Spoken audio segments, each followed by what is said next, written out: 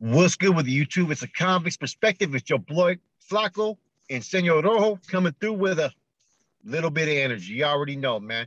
So we found a couple news articles, a couple press releases that we found very interesting, man. It's going to be discussing some of the Utah Norteños and some of the regiments, as well as some of the indictments that occurred, man. And we don't, in understanding this, we don't know if this recent new indictment that happened June 1st, 2021, if it had anything to do with the NF regiment. But in this previous article in 2012, which Rojo's going to start it off with first and foremost, it talks about mandates coming from the leadership in the feds around 2012, directives being out there to reestablish regiments out there in the streets. So you put two and two together on this story. No doubt, man. First off, want to let it be known that we got this information from the Salt Lake Tribune newspaper out there in Salt Lake City. But we'll just get right to it. It was supposed to be a birthday party. Stephen Angel Lopez, 19, arrived at the Arbit Reception Hall in South Salt Lake last fall, ready to hear a rapper from his home state of California perform. But instead of a celebration, the concert turned deadly for the Utah transplant when a fight broke out between two feuding gangs. Lopez, a member of the Norteño street gang, died from a gunshot wound to his chest outside of the venue, which was located at 375 East 3300 South, shortly before midnight on October 1st. Another person was shot and two more were stabbed as tensions between Norteños and rivals flared. Police have yet to arrest Lopez's killer, but they do know who pulled the trigger, said Detective Lorenzo Snow Liu Lawi of the Salt Lake City Police Department and FBI's Safe Streets Gang Task Force, to a crowd gathering in Sandy on Thursday for the second day of the 22nd annual Utah Gang Conference. Witnesses to the crime won't cooperate to bring Lopez's shooter to justice, he says, but the case does remain active. And Lopez's story illuminates a disturbing trend: the growth of Norteño gang members in Utah. The gang, which originated in Northern California, used to have various subsets throughout Utah in cities and neighborhoods. The Rose Park Norteños, for example, include about 23 documented members who called Salt Lake City home. 20 more people who identified themselves as Norteños from Porterville, California, have carved an identity in Park City, and other cliques, as they're known on the streets, such as Familia por Siempre and Familia Barrio Loco, mafiosos, and others have built their criminal enterprise in their respective groups to a few dozen members. In recent years, the individual groups of Norteños have decided to join forces to become a united force, numbering perhaps in the hundreds, known under the known under the general umbrella of Norteño, a merger that concerns law enforcement trying to keep pace with the gang's activities, which include drug trafficking and other violent crimes. The change in Norteño behavior was first noticed in 2009 and 10 by officials at the Utah State Prison, who wondered why various Norteño groups were suddenly combining. Prison officials work with the Metro Gang Unit and other law enforcement to answer their questions. They found that an order from a high-ranking Norteño in the federal prison system had called for individual Norteño groups in Utah to join forces. The leader's cryptic command included instructions to turn Salt Lake to Blood Lake when building the regiment. After providing the crowd with a history of the trend, the detective asked those in attendance, including school officials, juvenile probation officers, and prosecutors, how they believe gangs can be curtailed. He used Lopez's murder as an example. The detective said he knew Lopez was headed for trouble from the first time he encountered a then 15-year-old Lopez on the street, where he quickly learned that Lopez's father had also been involved in a Norteño gang. He showed a YouTube video made by Lopez's friends called Rest in Peace, which showed Lopez known as Goofy on the streets with guns and flashing gang signs. Lopez had tattooed "prison bound" above his eyebrows, an acknowledgement that he aspired to reach prison where he could mix with the heavy hitters of the Nuestra Familia, the notorious Norteño prison gang that orchestrates gang activity from behind bars. In prison, Norteño gang members receive instructions from the Nuestra Familia. Veteran gang members educate new arrivals with manuals that show how to construct weapons from state-issued material and how to properly shank an enemy, among other lessons. Thinking of a teenage Lopez 3 years ago, Louis wondered how the boy could have steered in a different direction that could have kept him from being murdered. Gangs aren't going to be stopped, but can a kid be guided, and how, he asked. Some in the audience suggested better education for those interacting with gang members, and more communication among agencies dealing with gang members may be a start. Andrea Martinez, an outreach coordinator at Westlake Junior High in West Valley City, said teachers learn how to deal with a variety of student issues, but the specifics of gang intervention usually aren't part of the curriculum of teachers' education programs. As educators, we get fearful, so our method is to shut down, she says. She said the annual gang conference is a chance to learn how to better communicate with youth and gangs at schools. Salt Lake County Deputy District Attorney Sandy Johnson, a veteran gang prosecutor, said law enforcement needs to provide prosecutors with more information about gang members when bringing police reports for potential charges. A gang member may be charged with a robbery, but too often, an officer often leaves out important details about a suspect's gang involvement, which leaves prosecutors without evidence to bring to a judge to ask that a suspect be detained with gang conditions. Louis said he'd like to see more opportunities in the community where teenagers can congregate off the streets after midnight. Programs such as midnight basketball at Salt Lake City have fallen by the wayside due to a lack of funding. With few entertainment options in gang-plagued neighborhoods and parents who often must work 2 jobs to support their family, many teens end up falling into gangs. While the answer to solving the gang problem are ambiguous, it's essential that Utah realizes the reach of gangs has moved into surprising places. He cited 50 documented members of the Familia por Siempre gang in Orem. In Orem, Louis says, pausing for emphasis, Happy Valley, how can we stop this? That ends up the article, man, but you see what's going on, man, with the emergence and the expansion and the unity of all the different gangs, man. You know, they're obviously getting directives from you know who. You know, the thing is about these Norteños that were out of state, right, is they had to have migrated there. You know what I'm saying? Like, unlike the Crips and Bloods who got national attention through the movie Colors, and some of the Norteños got attention through the, American Me and movies like that, right? The Norteños who where they're out of state, they come from migration from North. What ends up happening is, say, like, a person decides to move for a job opportunity, a job change. They move out of state, you know what I'm saying, or their family moves. They bring that same gang culture out there. And what ends up happening, right? Either they take the hood where they're from and try to restructure it out there, or they reestablish a whole another hood. That's why in Yakima, Washington, right? There's been Norteños in Yakima, Washington since the 80s. They've had the bonds there since like the 85s, man. But the difference with these out-of-staters, right, is they weren't in line. They weren't organized as far as within the state NF. They had no really, their allegiance was to the Norte, but they had nobody governing them. Their functions out there in the streets. And so ever since this Operation Black Widow, where you've had all these NF members dispersed all over, in the feds and all these additional RICO acts, right?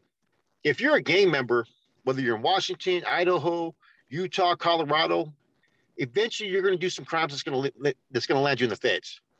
Plain simple. And so when these individuals land in the feds, that's where they're going to meet people like Skip, Happy, Corny. The pictures that you see of Corny recently speak of volumes. You know what I mean? They're out there recruiting. So that's where this whole adaptation and change you're starting to see, especially with the social media. I've seen rap videos of homeboys from Yakima, from Utah, from Idaho. That's where this change has happened. There's always been Norteños out of state. Their numbers weren't always low. Their numbers were always low, excuse me. They just weren't recognized. Now, after the adoption of the federal system, right, and the presence of these NF members that are in the feds, they have their hands in the cookie jar out there in the streets now. Yeah. They're starting to recruit. So eventually, if you're living in any of these states, you're going to do something you're going to catch some time. You're going to go to the feds. It's inevitable. Someone's going to catch some fed time. They're going to get laced up. They're going to get schooled. And then they're going to take these teachings and they're going to apply it out there in the streets. The biggest mistake with Operation Black Widow, right? What the feds weren't thinking was, this is going to spread their movement all across the nation. It's not just going to be a California thing, and proof is in the pudding through what happened with a faction that was in Yakima, Washington, that was called the Big Dogs, which was a prison organization in Washington. A couple of them got to the feds. They had a system which was 4 pillars, which was like 4 generals that were in charge of leadership positions. When they got to the feds, Skip pretty much told them, this is apple oranges here. You know what I mean? Either you're with us or you're against us. You're not going to have your own little faction. You know what I mean? They ended up hitting a couple of those dudes. They got removed. One of them tried to stand tall, and now they're back in line under the NF's umbrella. Well, this is for the viewers out here that are watching this, man. Like, during our time era, you didn't really hear too much about out-of-state Norteños. We always knew that there were some in other states. There's some in New Mexico. There's some in Texas. There's some in Colorado, Utah, Oregon, Washington. But their presence weren't really recognized. But with the social media change now, and with NF, there's tons of NF members in the feds now, man. I mean, I could count about at least 50 of them that are just in the feds alone. And who knows how many more they've recruited, man. And they're recruiting soldados out there, giving them the same schooling that we got when we were in the Bay or Corcoran. And these individuals are going out to the streets and they're applying that education and they're restructuring these neighborhoods, And I think Rolo is going to be able to elaborate in a second on another article we're about to read in a minute. Hey, you know what, man? Hey, talking to a couple of people that are in the mix still, man, I've heard the feds have over 300 NF members now. I can't verify it, but that's 2 different active individuals who have presented me with that same information. So, I mean, if that's the case, bro, that's a lot, bro. You know what I mean? That is a whole lot. You know what I mean? And that's the feds, right? Yeah.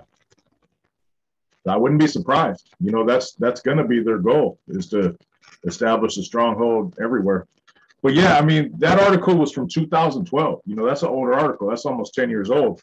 But with this one right here, which is just June of this year, you'll see how it's evolved out there in Salt Lake, man. And I'll jump right into it. And this is from the United States Attorney's Office, District of Utah, Justice Department. 32 members and associates of Norteños charged in methamphetamine, heroin, and fentanyl trafficking with CJNG drug cartel.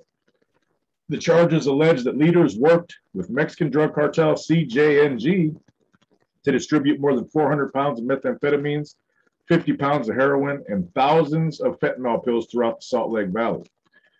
Salt Lake City, the grand jury issued a 27-defendant, 34-count indictment on Wednesday, charging 27 individuals associated with the Norteños gang for their roles in a conspiracy to distribute methamphetamine, fentanyl, and heroin across the Wasatch Front. Previously, it returned 5 other indictments relating to this investigation and operation. The charges follow joint organized crime drug enforcement task force operations conducted by the Drug Enforcement Administration's Metro Narcotics Task Force, DEA, and Bureau of Alcohol, Tobacco, Firearms, and Explosives, ATF. The Unified Police Department's Metro Gang Unit, MGU, and Internal Revenue Service Criminal Investigations Division, IRS, and United States Marshal Service. And see, this is how you know that they're dealing with big money. They even brought the IRS in on this one. So, they're doing big things. These charges are the results of an investigation beginning in September of 2020 in Utah. During the investigation, law enforcement demonstrated extensive cooperation across the Salt Lake Valley as the DEA, ATF, Metro Gang Unit, IRS, and United States Marshal Service conducted a proactive investigation targeting drug and firearms trafficking activities of Salt Lake City gang members, specifically Norteños and their associates. This operation follows a previous 38-defendant federal investigation and indictment of Norteños and their associates trafficking in meth and heroin with the Sinaloa cartel in February of 19. During this new operation, law enforcement officers seized more than 42 pounds of meth, 7 pounds of heroin, greater than 5,000 fentanyl pills, 71 grams of fentanyl powder, 15 firearms, and more than 25 grand. Using court-authorized investigative techniques, law enforcement learned that the primary narcotic supplier for this group was the Jalisco New Generation Cartel. Investigators further estimate that the organization and its members are responsible for more than 420 pounds of methamphetamines and 50 pounds of heroin being transported to and distributed in the Salt Lake Valley during 2020 and 2021. Evidence gathered during the investigation demonstrates that the defendants were involved in transporting drugs from Mexico into the United States, moving the drugs to Salt Lake City, distributing the drugs to redistributors, who distributed the drugs throughout the community, and collecting and transporting drug proceeds back from Utah to Mexico. United States Attorney for the District of Utah, Andrea Martinez, announced the charges today along with DEA Assistant Special Agent in Charge, Jay Tinkler, ATF Resident Agent in Charge, Michael Minicino, Salt Lake County Sheriff, Rosie Rivera, U.S. Marshal for the District of Utah, Matthew Harris, and IRS Criminal Investigations Special Agent, Stephen Washburn. The largest indictment returned on Wednesday charges 27 individuals with 34 federal counts, including continuing criminal enterprise, conspiracy to distribute methamphetamine, heroin, and fentanyl, conspiracy to launder money, along with several distribution and possession with intent to distribute narcotics charges, and several additional firearms charges. Those charged in the indictment, Luis Cuna Vigil, Jesus Avila Garcia, Joe Robert Rail, aka Jojo, Jerry Philip Vigil, aka Nino, Jennifer Lopez, Maria Isla Avila, Martin Verduzco Muro, Edward David Lucero, Linda Hernandez Alvarez, Brian Michael Pio Ravanti, Jeffrey Craig Ellis, Patrice Estes, Leonardo Cortez Ochoa, Mario Lovato, Joseph Trujillo, Selena Garcia, Pete Espinosa, Judy Mestes, Felicia Mangura, Erica Vigil, Jessica Vigil, Anthony Riun, Richard Trujillo, Brandon Perot, Pedro Eduardo, and Kyle Cuna. The grand jury previously returned 5 indictments for defendants relating to this operation, including those additional 5 indictments: Linda Garcia, Joseph House, Victor Eduardo, Daniel Mestes, David Soto Acosta. Assistant United States Attorney Stephen Nelson, Jaime Thomas, Stuart M. Young, and Utah's Attorney Office are prosecuting the case, along with Assistant District Attorney Adam Blanche from the Salt Lake County District Attorney's Office. Indictments are not findings of guilt. Defendant charged in indictments are presumed innocent unless or until proven guilty in court. But I mean, that sums it up, man. But you can see, man, from the previous article, gangs just starting to come together 10 years ago. What is 10 years ago? It just shocked me because we're talking Utah. Yeah. We're talking Utah, which is traditionally a Mormon state with such strict rules. I don't think you can get alcohol on the weekends or something over there. I don't know the laws. There's you've been there. You know the laws. Hey, I'll tell you what, man, real quick. I was coming back from Detroit, man, and I got pulled over in Utah on the way back to California back in 2005. And they tried to say I had a warrant, which I did not have. It was a clerical error. But I get pulled over by the Utah Highway Patrol or whatever that is. And I go to this jail, man. It's the Salt Lake Jail, and it's in West Jordan, I believe, West Jordan, Utah. I go to a pod, man. When I get dressed out, I go to a pod. It's late at night. I wake up in the morning. There's a gentleman with a 1 going through his eye and a 3 through the other eye, big old 13 across his whole face. And I look around, man, and it's all Southsiders, bro. And I'm just like, oh, no, where did they put me? You know what I mean? So after breakfast, day room pops open. I don't know what time it was, 7, 8 o'clock in the morning. I just take off my shirt and I'm like, well, let's get it over with. You know what I mean? I go out there. Nobody even says nothing to me. There's probably about between a dozen and 20 Southerners in there. No Northerners could be seen anywhere. And I start walking laps, and I'm, watching out of the corner of my eyes and stuff. And I'm watching the reflections of the glass. You know what I mean? All the little tricks. They don't say nothing to me for like an hour. And then one of them comes up to me. He's like, hey, bro, you want to play some dominoes? And I'm like, man, all right. So I sit in a way where I could watch behind me through, you know, the glass, you know what I'm saying, the reflection.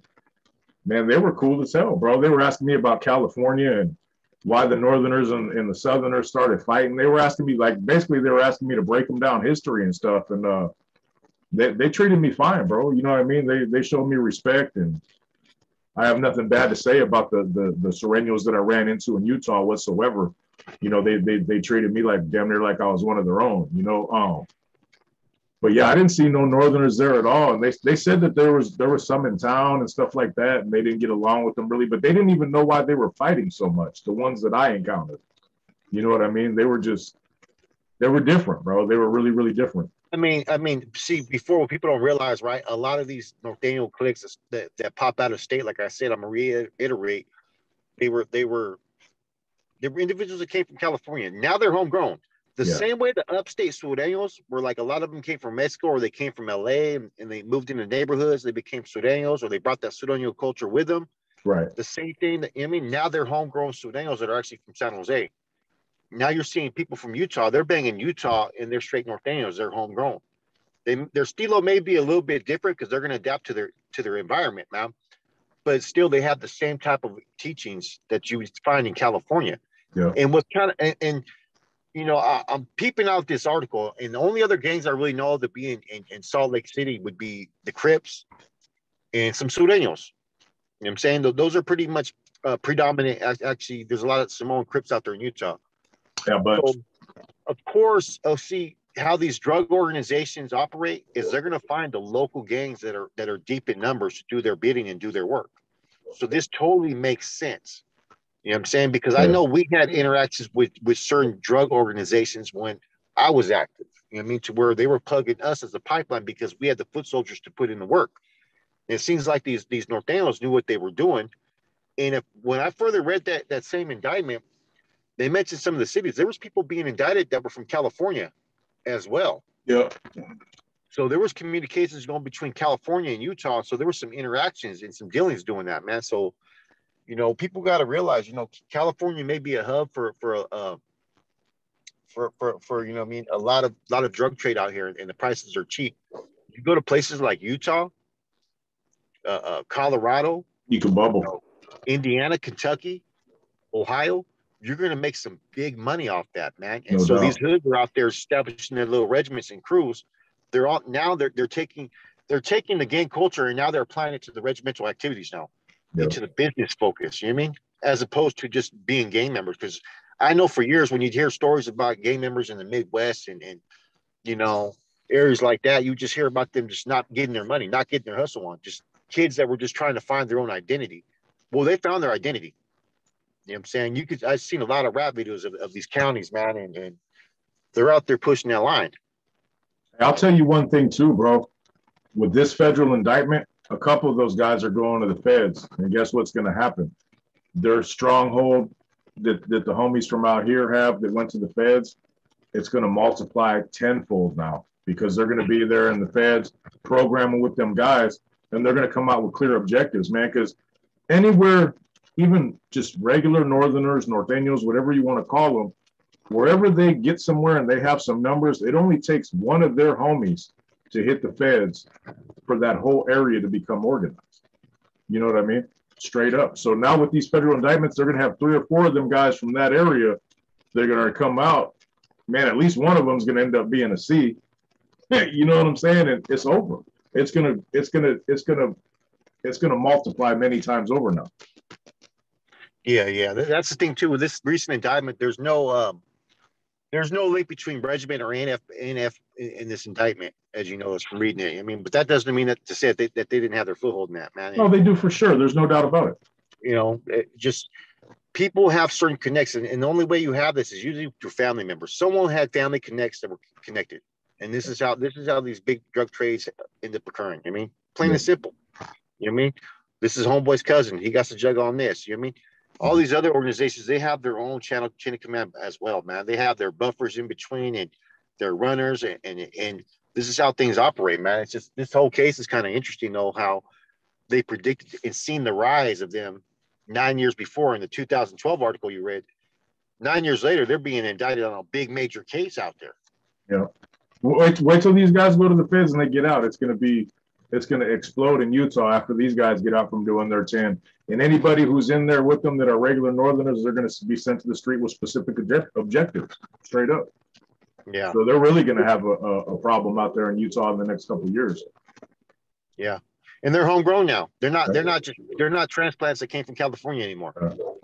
That time era is over. That's done. That's done with. Now they're being raised. You know what I mean? And this the gang culture is a family thing that it gets passed down from generation to generation. And so these are how these gangs get spread out into other states. You know, someone had to come from California. Either their dad was a homeboy or they were homeboys that moved when they were 15 years old. I've seen that happen before too, man, where people come from a certain area.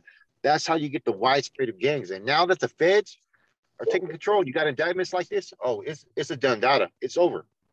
Yeah. You know, it's going to spread nationwide. Yeah, and that's what's going to happen in any of these communities where there's any kind of stronghold of Northerners.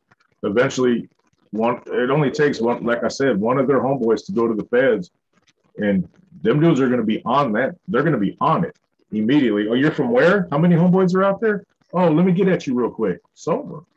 It's over. You know. They said let's turn it into Blood Lake. Hey, that sounds like a little dramatization, but not really. You know, it ain't the first time they sent out directors like that. You know what I mean? No. It's almost like they prearranged, and you're seeing them. I've seen the videos of the Utah prisons where that one Northerner's getting rushed by 9 of them. Have you seen that one? Yeah. And the other one where he's getting stabbed by like 2 of them. Yeah. You know what I'm saying? Yeah. So I mean, Utah Department of Corrections has a lot to catch up to, man. I mean, I don't think that they were expecting that because I mean, what they do, they close their towns on Sundays out there or something like that.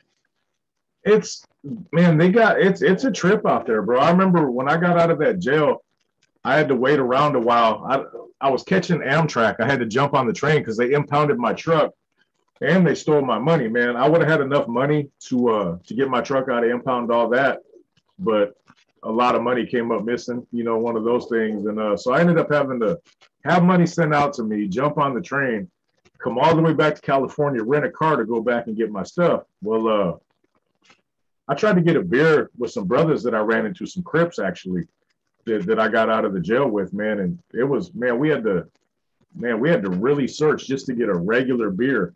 And back then, I don't know if it's still the same, the beer could only be a certain amount of points. You know what I mean? You can't go get no like Red Racer or no real, strong beer. You had to get like Bud Light. And, you know what I mean? It was a trip.